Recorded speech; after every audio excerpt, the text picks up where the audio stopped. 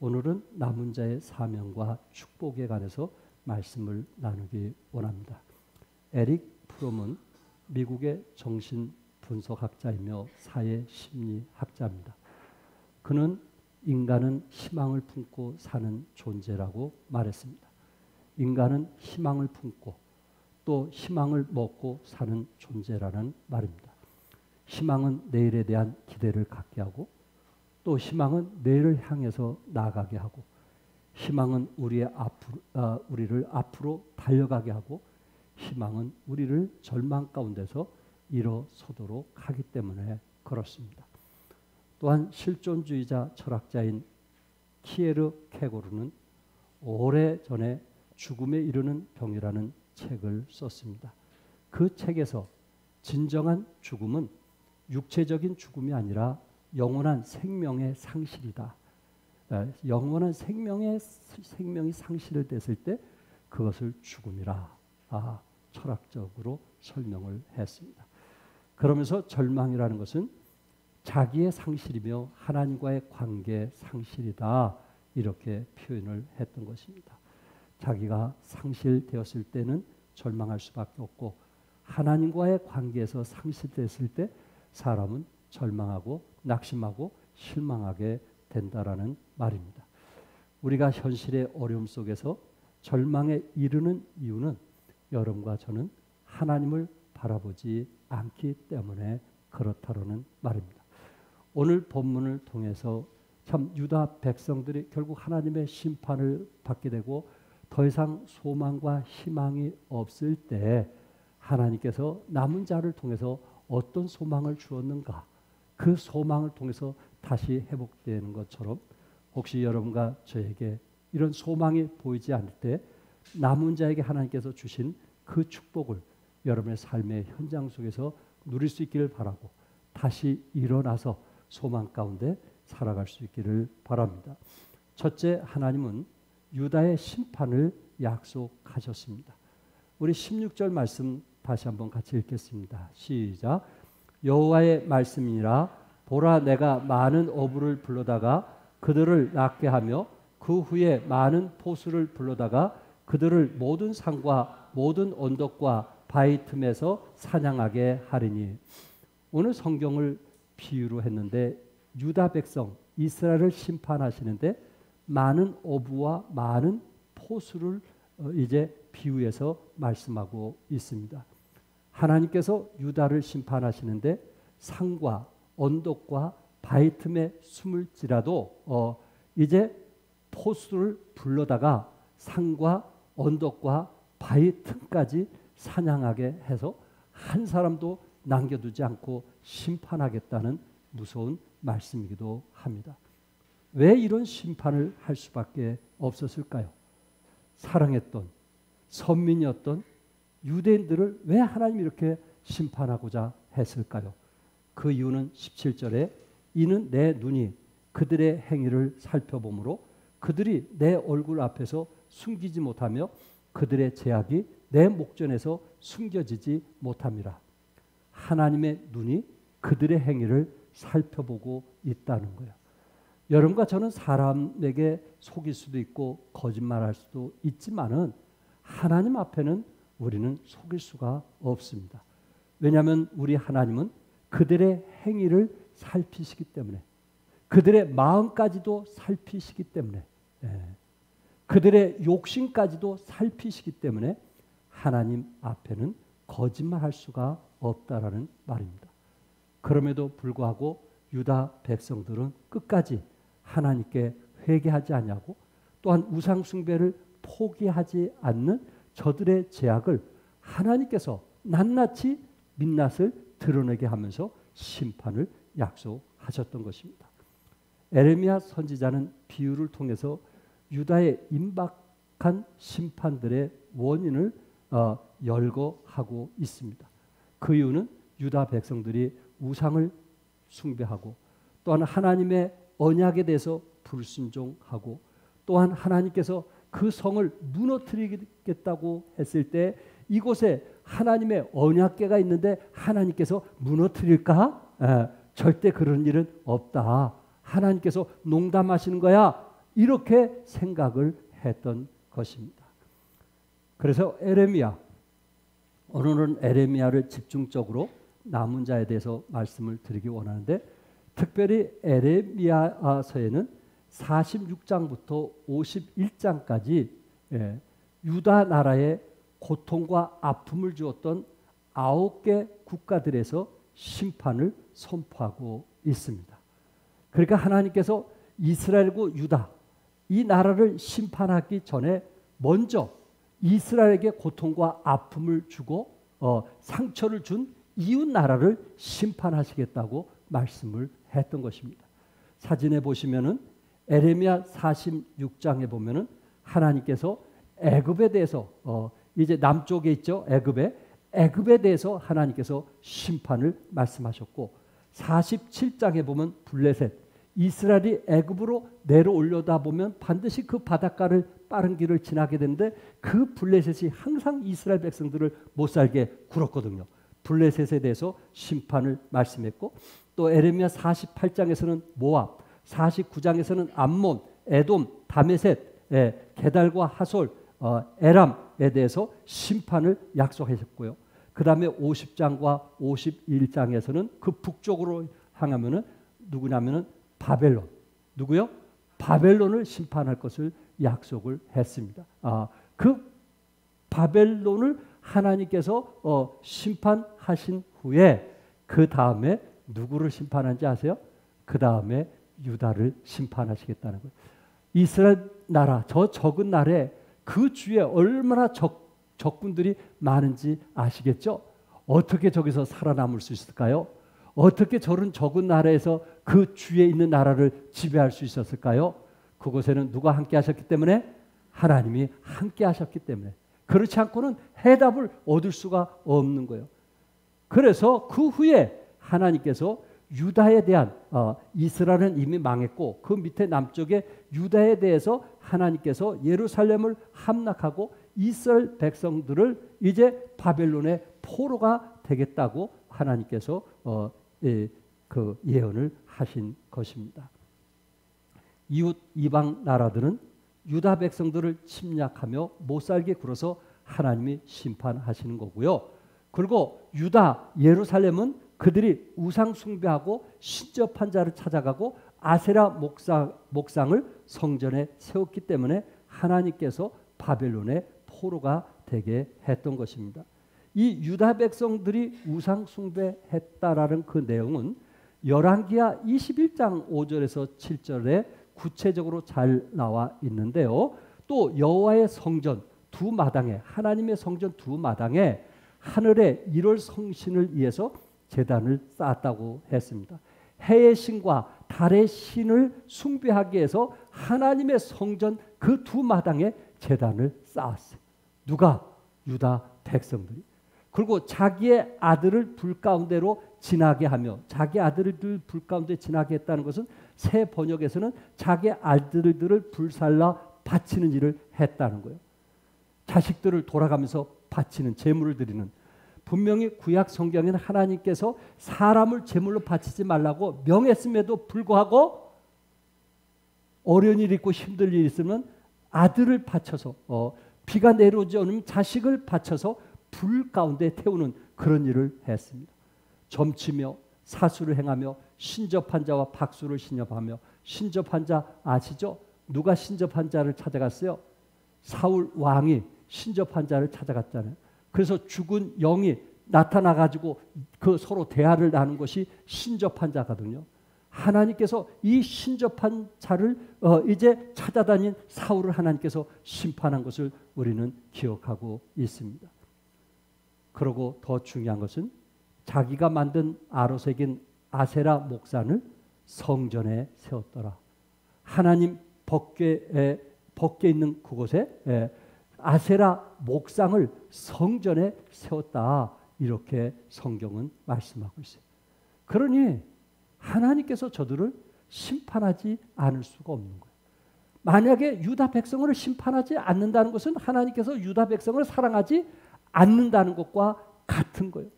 자식이 못된 짓을 하는데 매대지 않는 부모, 그것은 자식을 사랑하는 게 아니에요. 정말 사랑하면 분통이 터지고 그러고 정말 주어받고 싶지만은 어떻게 하든지 그가 상처받지 않는 속에서 사랑으로 권하고 권면해서 돌아오게 하는 것이 부모의 마음 아닐까요? 에레미야 선지자는 유다 백성들이 이런 우상 숭배와 아세라 목상을 성전에 세웠기 때문에 더 이상 하나님께서 기다리다가 기다릴 수가 없어서 70년 동안 바벨론의 포로 생활할 것을 예언했고 그리고 실제적으로 이 일이 일어났던 것입니다.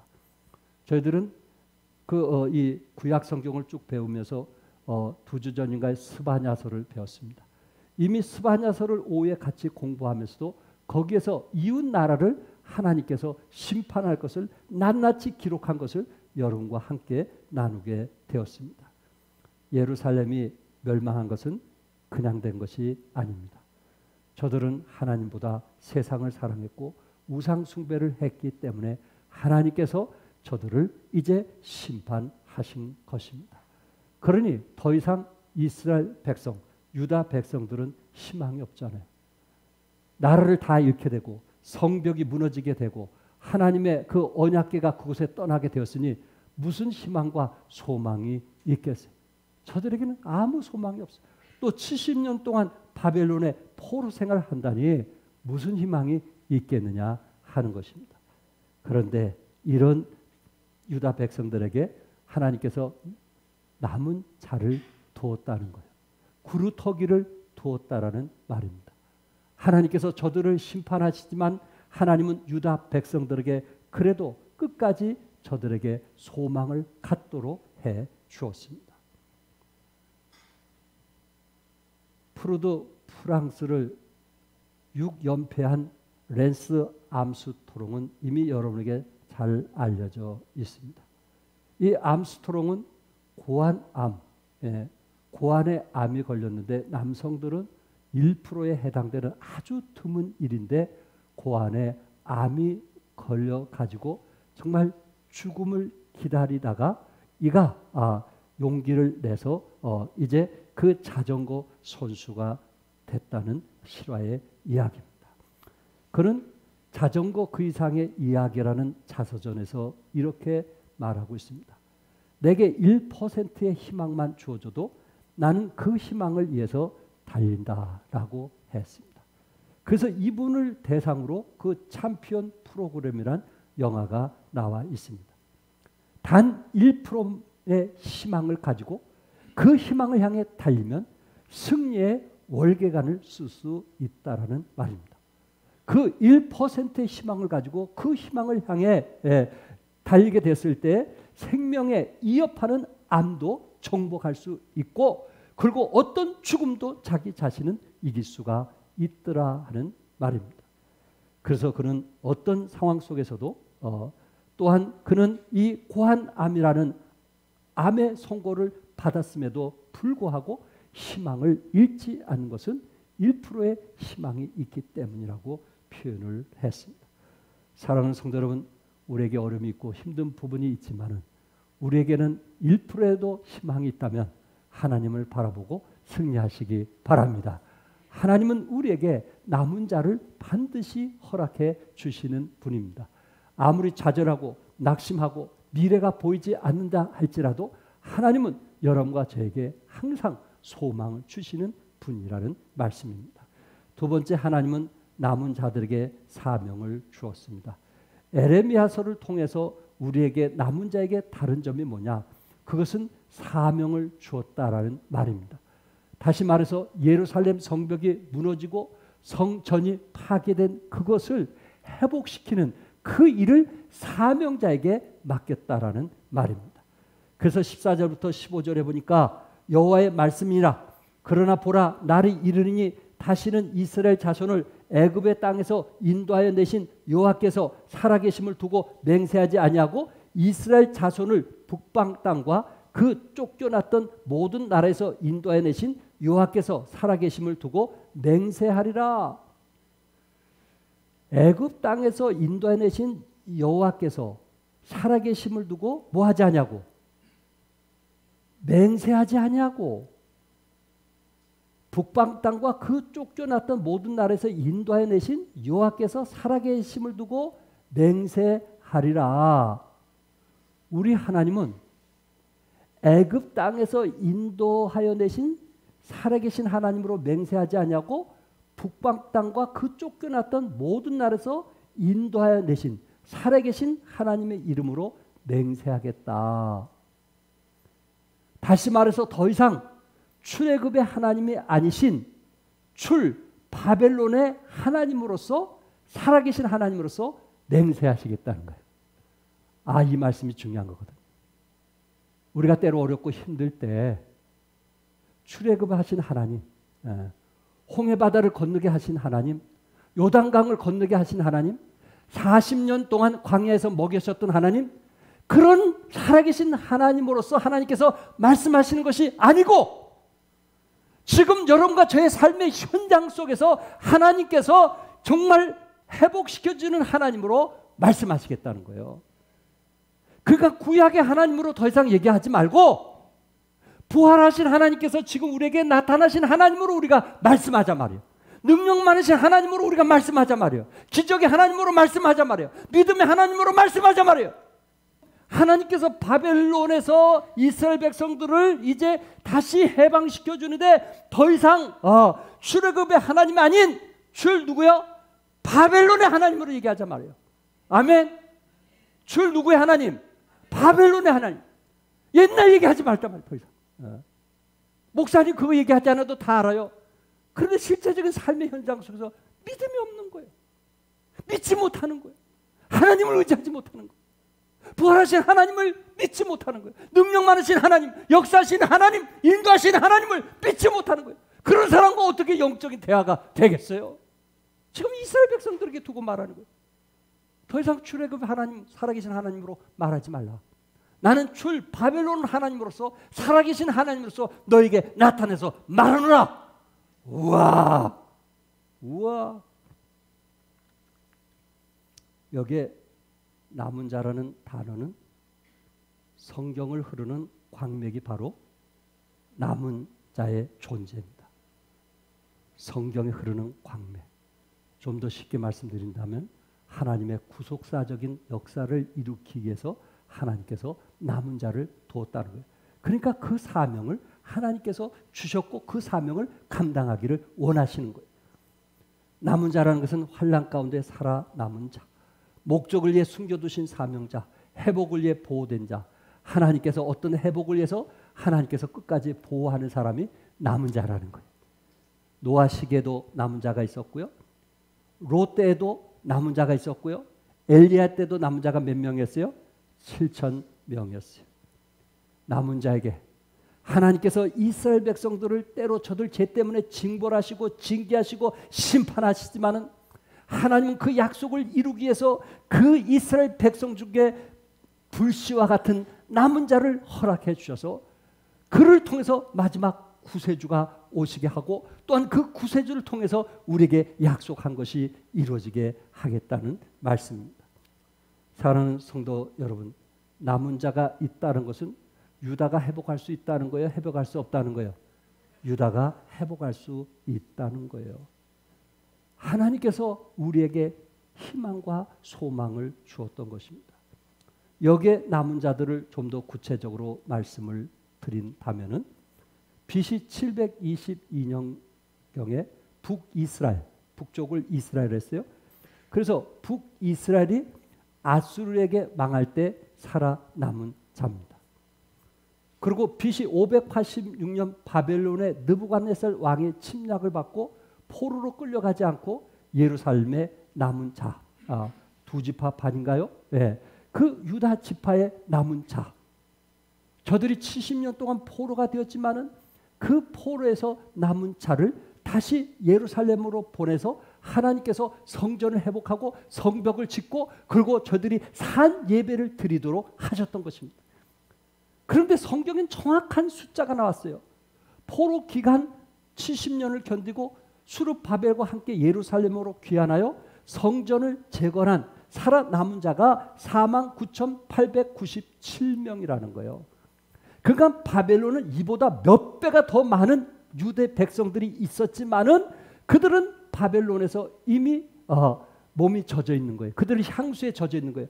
그래서 이스라엘 가니 우리가 고생하고 그리고 거기는 물도 그렇게 흔하지 않으니 우리는 그냥 바벨론에서 살겠다. 그런 사람들이 더 많았던 거예요. 그런데 하나님은 그중에 남은 자 49,897명을 예루살렘에 보내서 하나님께서 회복하게 했던 것입니다. 물론 하나님께서도 계산할 줄 아세요.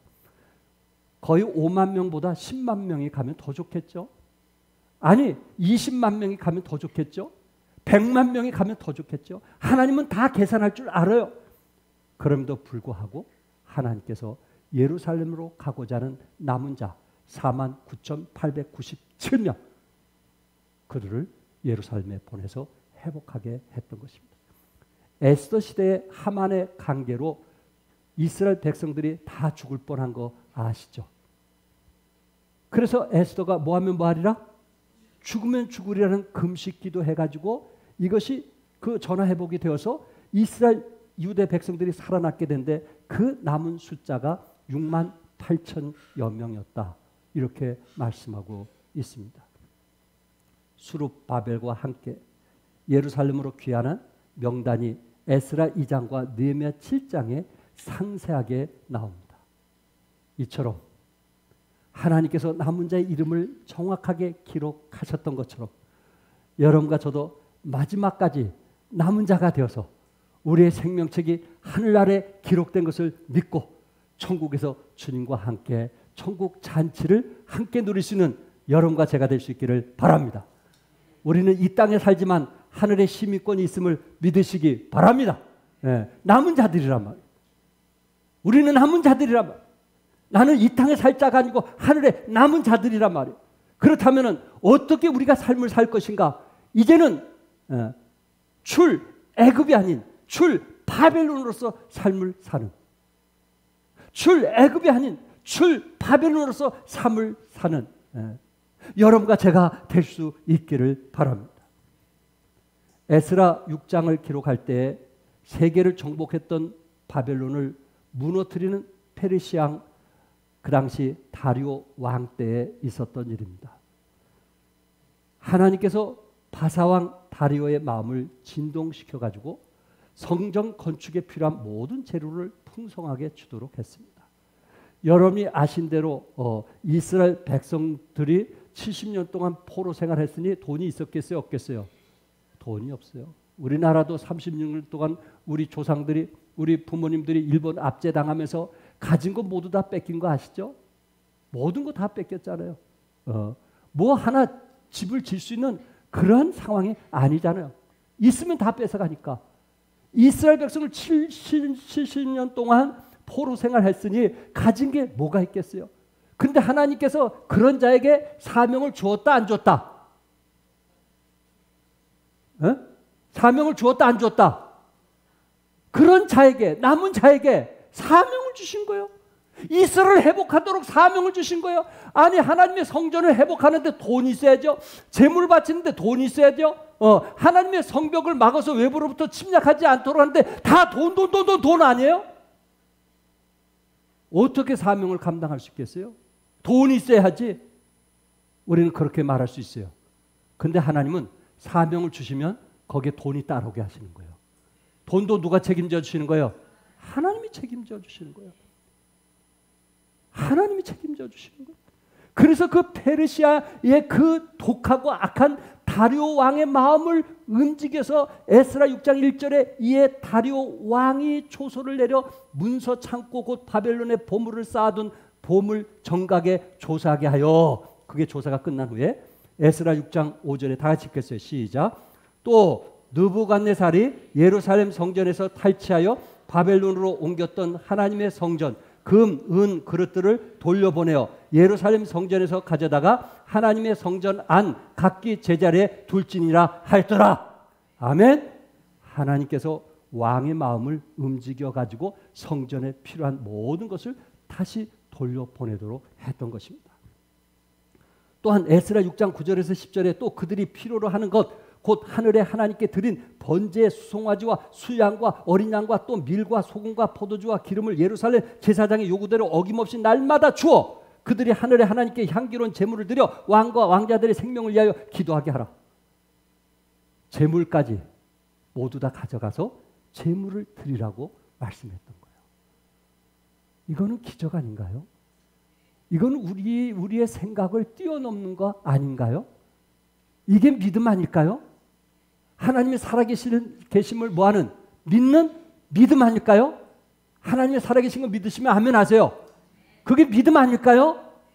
우리 그리스도인들이 다른 점은 믿음으로 시작하는 거예요. 한 걸음을 믿음으로 시작하는 거예요. 그럴 때 하나님이 개입하시는 거예요. 그런데 믿음으로 시작하지 않으면 하나님이 개입할 이유가 없어요. 에스라 7장 12절에 왕 중의 왕 아닥사스다 왕. 야, 또 왕 중의 왕 아닥사스다 왕의 마음을 움직여가지고 아닥사스다는 하늘의 하나님 율법의 통달한 학자 에스라 제사장의 칙령을 내려 바벨론에 있는 제사장 유대인 에스라를 이제 칙령을 내려서 또 사람을 보냈는데요. 어떻게 보냈어요? 에스라 7장 15절 16절 20절에 그뿐 아니라 그대는 나와 나의 보좌관들이 예루살렘에 계시는 이스라엘의 하나님께 기쁜 마음으로 드리는 은과 금을 가지고 가라.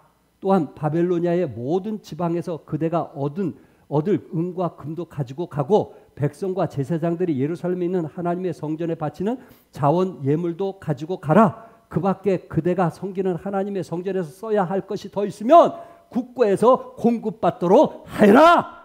아멘요? 야, 애굽에서는요 왕이 누구였어요? 안 주려고. 그래가지고 결국은 장자까지 죽은 거 아니에요? 그래서 내준 거 아니에요? 근데 이 왕은 지혜로운 거예요. 너무 지혜로운 거 아니에요? 하나님이 어떠한 하나님인 것을 너무나 잘 알기 때문에 그렇게 잔인하고 악하고 두려웠던 왕이었지만 그가 지금 세계를 지배한 지금 왕 아닙니까? 지도에 보면은 얼마나 그 세계를 지배했는가 하는 것을 알 수 있는데 세계 지도에 거의 다를 지배했던 사람 아닙니까? 순한 사람이 그렇게 할 수 있어요? 온유한 사람이 세계 지배할 수 있어요? 악하고 독한 사람만 세계 지배할 수 있는 거 아니겠어요? 그런 사람이 하나님께서 그의 마음을 진동하여서 움직이게 하시고 그리고 뺏어온 것을 다시 갖다 주도록 하나님께서 그 마음을 움직이신 거예요. 여러분과 제가 하나님께 드릴 수 있는 거 하나님께서 우리 마음을 움직이신 거 믿으시기 바랍니다. 우리는 아닌 거예요. 근데 내 마음을 움직이시는 분은 내가 아니고 누가 움직이는 거예요? 성령님이 내 마음의 필요에 따라서 움직여 주시는 거예요. 그게 내 자신이 놀라운 거예요. 그게 나도 평생 살아보지만 그게 놀라운 일이에요. 어떻게 내 삶 속에서 이런 일이 있을 수 있을까? 하나님이 내 마음을 진동하시기 때문에 그런 역사가 일어남을 믿으시기 바랍니다.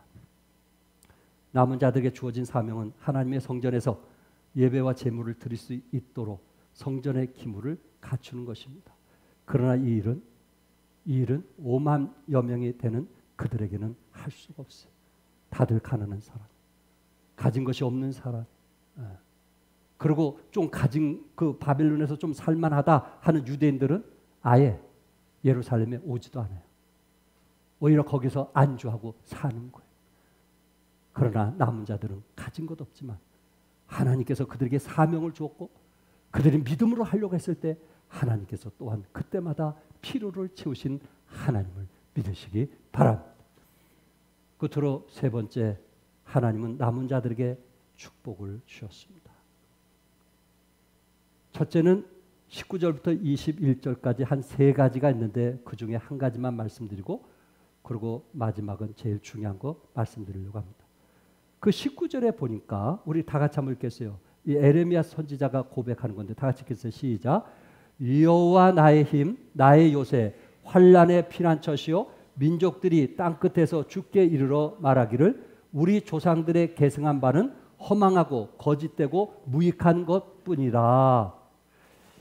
여기에 민족들이 땅끝에서 주께 이르러 말하기를 우리 조상들의 계승한 바는 허망하고 거짓되고 무익한 것뿐이라.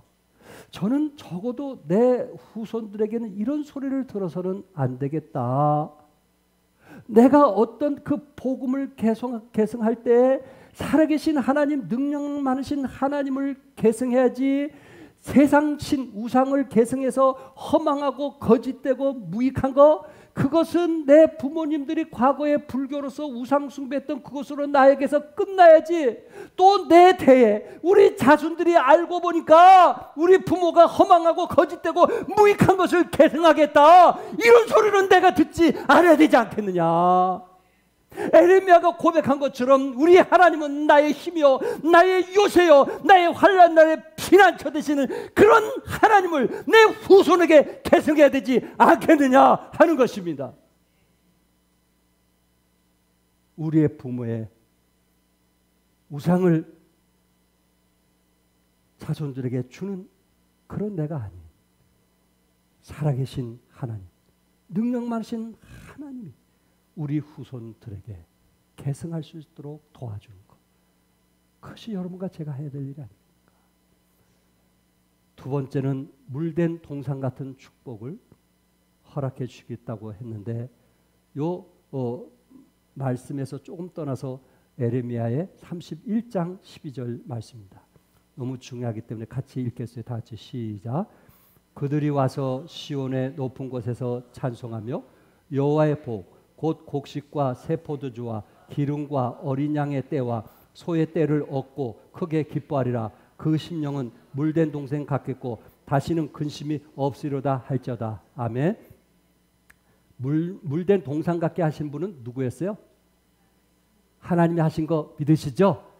하나님께서 성벽도 지켜야 하고 성전도 회복해야 하고, 그리고 제물을 드릴 때 그 수많은 양과 소가 필요할 때 또 하나님께서 그 왕의 마음을 움직여서 피로가 채워지게 했을 때 이스라엘 백성들은 물된 동상 같겠고 다시는 근심이 없으리로다. 믿으시면 아멘 하세요. 근심할 이유가 없는 거예요. 하나님이 물된 동상같이 채워주시겠다고 말씀을 했어요.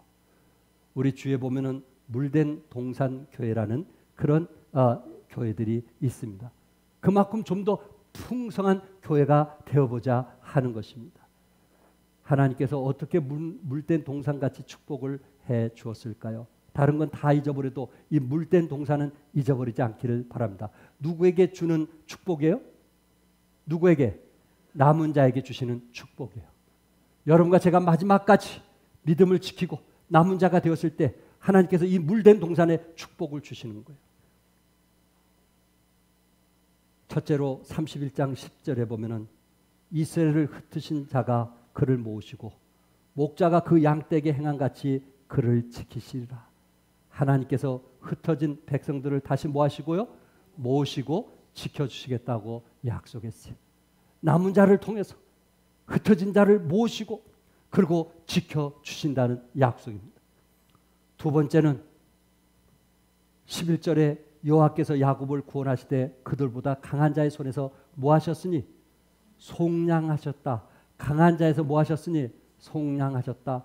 바벨론에서 페르시아에서 하나님께서 저들을 뭐 하셨어요? 속량하셨다. 이 속량했다는 말은 되찾으면서 친족과 같이 행했다는 거예요. 속량했다는 말은 자녀와 같이 하나님께서 여겼다라는 말이에요. 요한복음 1장 12절에 영접하는 자 곧 그 이름을 믿는 자들에게는 뭐가 되는? 하나님의 자녀가 되는. 속량했다는 말은 여러분과 저를 하나님의 자녀로 다시 뭐 했다는 거예요? 인치셨다는 거예요.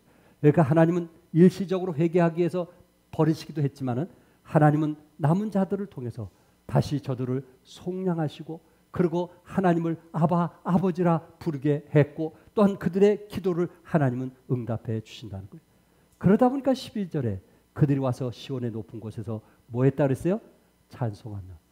여러분과 저희 입술에는 뭐가 있어야 돼요? 찬송이 있어야 돼요. 물된 동상 같은 축복을 받은 사람은 우리 입술에 뭐가 있어야 돼요? 찬송이 있어야 돼요. 그는 하나님의 살아계심을 맛보기 때문에 그렇습니다. 이것이 바로 물된 동산에 주어지는 세 가지인데 그 축복으로 인해서 여호와의 복, 곧 곡식과 새 포도주와 기름과 어린 양의 떼와 소의 떼를 얻고 크게 기뻐하리라. 그 심령은 물된 동생 같겠고 다시는 근심이 없으리라. 아멘. 뭐가 없으리라? 근심이 없으리라. 이사야 저희들이 이사야에서 남은 자도 같이 공부했어요.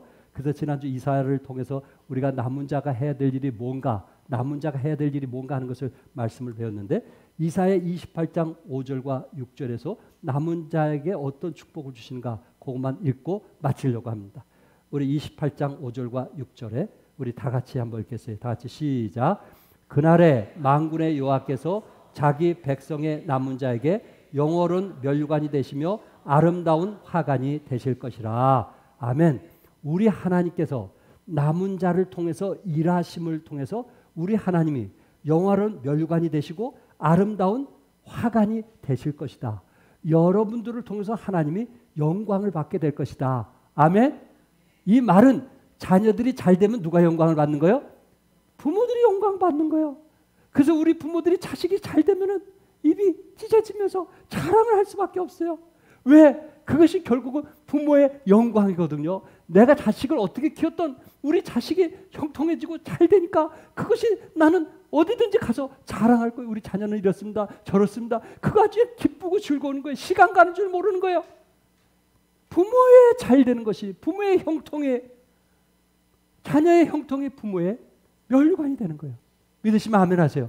이처럼 여러분과 저의 잘됨이 하나님의 면류관이요 하나님의 화관이 된다고 성경은 말씀하고 있어요. 그렇구나. 남은 자는 잘 돼야 돼요. 남은 자들은 형통해야 돼요. 남은 자들은 늘 즐거움과 기쁨이 있어야 돼요. 입가에 찬송이 있어야 돼요. 여러분 입가에 찬송이 흘러넘칠 수 있기를 바랍니다.